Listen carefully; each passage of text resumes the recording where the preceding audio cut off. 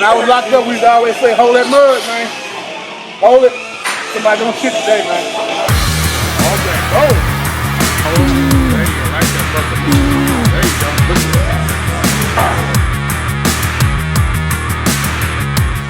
that. Today's workout was a cluster set workout for back. So this is designed, we're getting questions of people not having a lot of time to train. So this, you can get, once you're warmed up, you get this done in 30 minutes because the first exercise is simply a rack pull in the Smith machine. So you want to definitely wear straps on this exercise because we're not doing it for grip, we're doing it for your back. This is a favorite movement of Frank Zane, one of the great Olympia champions, also apparently of Dexter Jackson too, another great Olympia champion. So all these great lifters, and what it does is let you really focus on the muscle nut stability and all this, and it's very easy to take weights off if you need to and on. So what we do there, again, this exercise for 6 minutes, you go 6 reps, and you rest 30 seconds and repeat this sequence for 6 minutes. Each rep, you're gonna hold it at the top for 1 second, so it gives a chance for those muscles to isometrically contract. Obviously, when we're not on the floor like this, there's less bend in your legs, making this more of an upper back movement. It was a great upper back movement. I first actually learned of the value of rack pulls. I was training for a strongman contest with Ode Hagen, and one of the events was it was actually stupid. It was kind of a stupid event, but it was like it was a rack pull, and it was like a very short range of motion, and it was as heavy as you can go. So we get up to like 1,800 pounds or something ridiculous, only a few inches. And I think the contest promoter noticed it, trying to set up an event he was probably good at. But anyways, all this bizarre training, we're having to fill it. We could basically fill the whole bar up with 45-pound plates. We were putting bands on, chains on, all this crap. And all I noticed is I was doing pure strongman training. I mean, like, I'm talking eating Chinese buffets every day, like, all that crap. No kind of semblance of following a structured diet besides getting a lot of calories and over 4 grams of protein. Anyways, the hypertrophy development in my upper back was unbelievable. I remember this freaking weirdo dude, like in spandex at this gym, came up to me, and he's like, when you get down to the I don't remember what animal he was talking about. He said, when you get down to the deadlift, he's like, you just spread out. I don't remember what animal he said. I was like looking at the guy like he's a total freak. I'm like, yeah, thanks, But anyways, whole point was all that hypertrophy. The only difference was those rack pulls. Henceforth, it made me think of something. And we got Frank Zane doing, we got Dexter Jackson from the bodybuilding side of things. So it seems like a slam dunk. And so again, so each rep, you're gonna hold at the top. I would say you start off about what you do, like 12 to 15 reps for. Next, we went on to the pull-ups. So we've already brought to you the mechanical advantage drop set pull-ups before, but we're not only talking about it's just the same movement as we did before, but the execution is different. So you always gotta remember, keep in mind, if something's the same movement, you gotta remember the execution. Where is it sequence-wise in the workout and all that kind of stuff. So what we did is so they're Tyrus and everybody else doing the workout with them. They're going 4 reps. They rest 15 seconds, do 4 more reps. They're going to the wide grip, pronated pull-up, the hardest pull-up. After they hit failure there, they continue to rest 15 seconds. Next, go to the supinated chin-up. It's the next step down in intensity. Finally, keep going every 4 reps, every 15 seconds. Hit failure there, you go to neutral grip. So this is a cluster set and a mechanical advantage drop set, all synergistically combined into one beautiful movement to bring you beautiful back development. Next, we're on to the hammer strength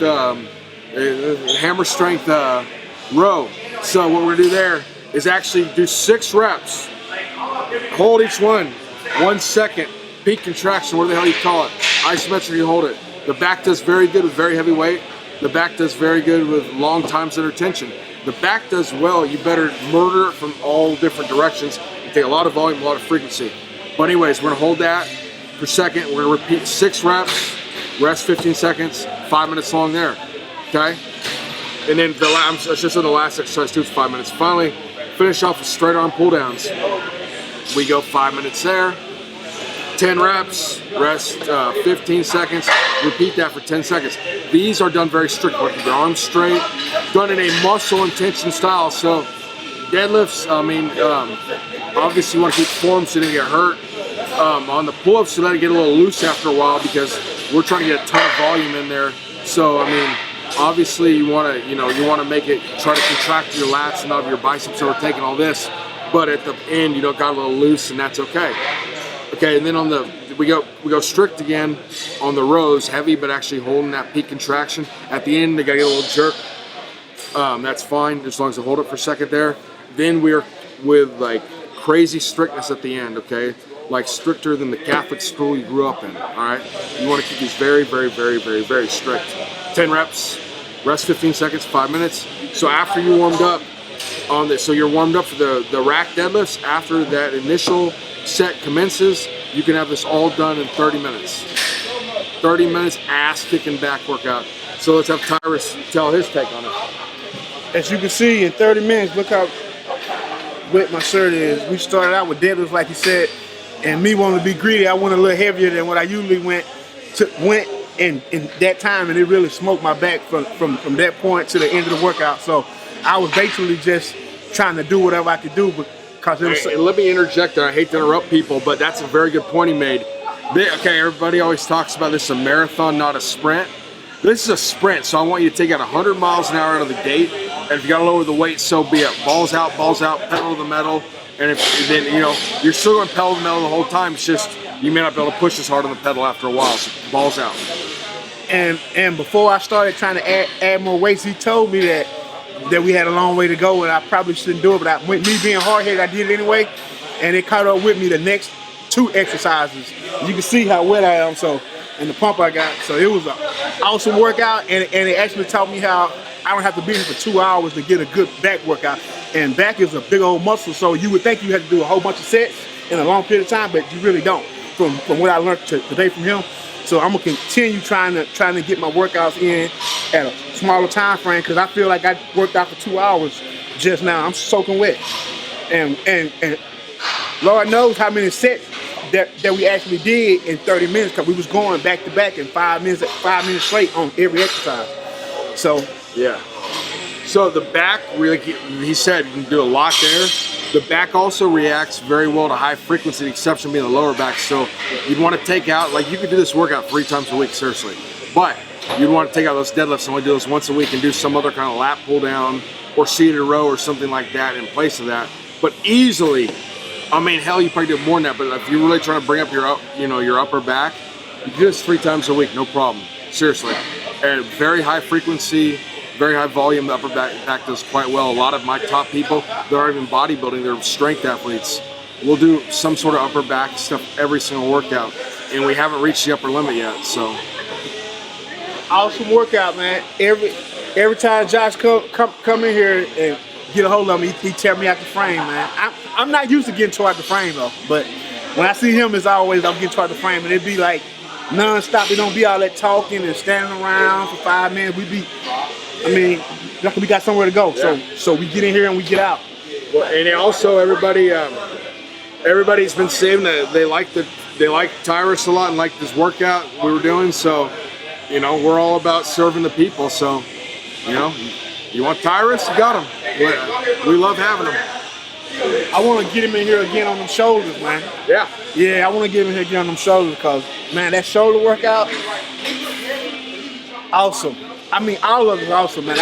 I just be glad whenever he give me a call that he coming, man, because I know one thing, it's going to be a hell of a workout, whatever we do.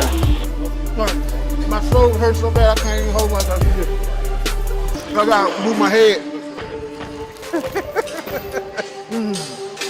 I got a question for you. And bodybuilding, have you ever heard of anybody having too big of a back? I heard what? If anybody having too big of a back in bodybuilding? Too big of your back? Too big of a back in bodybuilding. No. Yeah, see, exactly. Everybody agrees on this. So, Good? you're good. Yeah, so there's no such thing as too big of a back, because, like, look at, okay, what's complete? Tom Platz, too big of legs, okay? You can have some people, even,